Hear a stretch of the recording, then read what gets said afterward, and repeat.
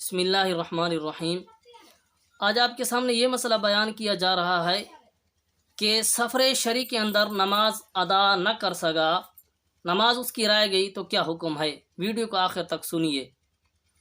دیکھیے، سفر شرعی کے اندر قصر نماز پڑھنا لازم ہے، اور سفر شرعی کی مقدار کم از کم 77 کلومیٹر ہے۔ اگر میل کا اعتبار کریں گے تو وہ 48 میل بنیں گے۔ اب قصر نماز لازم ہے، اور وہ کتنی رکعتیں ہوں گی؟ جو 4 رکعت والی نماز فرض ہے وہ 4 کی بجائے آپ 2 پڑھیں گے۔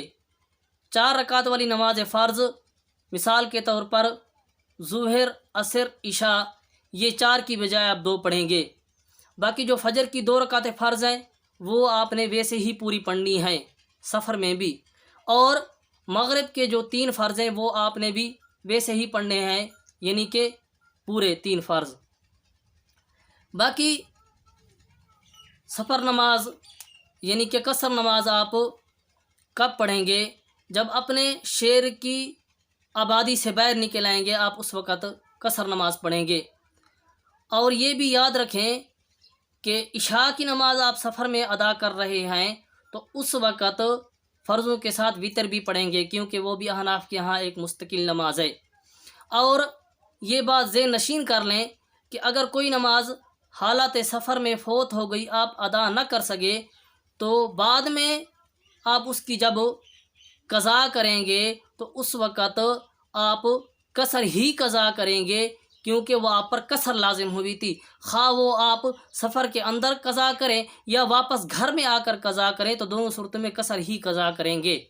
اور اسی طرح اگر عشاء کی نماز ہے تو وتر بھی پڑھیں گے، کیونکہ وہ بھی عند الاحناف ایک مستقل نماز ہے۔ اور رہی یہ بات کہ سنتوں میں قصر ہے کہ نہیں ہے، سنتوں میں قصر نہیں ہے۔ دیکھیے، سنتوں کے متعلق یہ بات ذہن نشین کر لیں، اگر اطمینان کی حالت ہے، یعنی کہ آپ سنتے پڑھیں گے، گاڑی بھی کھڑی رہے گی، یا آپ قافلہ کے ساتھ ہیں، آپ کے ساتھ دوست احباب ہیں، آپ کے ساتھ ساتھی ہیں، آپ سنتے پڑھیں گے، گاڑی بھی کھڑی رہے گی اور قافلہ بھی رکا رہے گا، تو اس وقت آپ سنتے پڑھ لیں۔ اگر آپ کو اندیشہ ہے کہ میں سنتوں میں مشغول ہو گیا، گاڑی چلی جائے گی، میرے جو ساتھی ہیں، قافلے والے ہیں، وہ چلے جائیں گے، پھر آپ سنتے نہ پڑھیں، پھر آپ قصر نماز پڑھ لیں۔ یہ بات سمجھ آ گئی کہ قصر صرف فرضوں کے اندر ہے، سنتوں کے اندر نہیں ہے۔ اور اسی طرح آپ گھر میں تھے، جائے اقامت میں تھے، آپ کی کوئی نماز فوت ہو گئی اور آپ چاہتے ہیں کہ میں اب ان کی قضا کروں، آپ سفر میں قضا کریں یا گھر میں قضا کریں، وہ پوری ہی قضا کریں گے، کیونکہ وہ آپ پر پوری لازم ہوئی تھی۔ باقی وتر کا جو مسئلہ ہے وہ آپ سفر میں بھی پڑھنے ہیں، اگر نماز قضا ہو گئی ہے کوئی عشاء کی، جب پڑھیں گے تو وتر بھی پڑھیں گے، کیونکہ وہ عند الاحناف ایک مستقل نماز ہے۔ باقی سنتوں کی قضا نہیں ہوتی جب وقت گزر جائے۔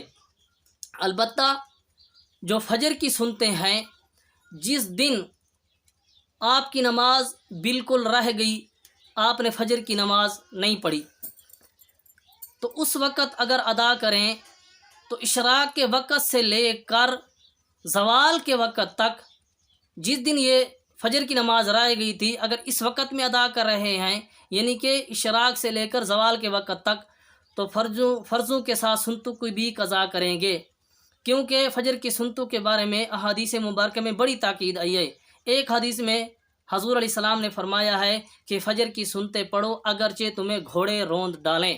اور اسی طرح جماعت کے ساتھ فرض پڑھ لیے لیکن سنتے پہلے نہیں پڑھی، تو اشراق کے وقت سے لے کر زوال تک آپ اس دن ان کی قضا کر سکتے ہیں، اور زوال کے بعد پھر فجر کی سنتوں کی قضا نہیں ہوگی۔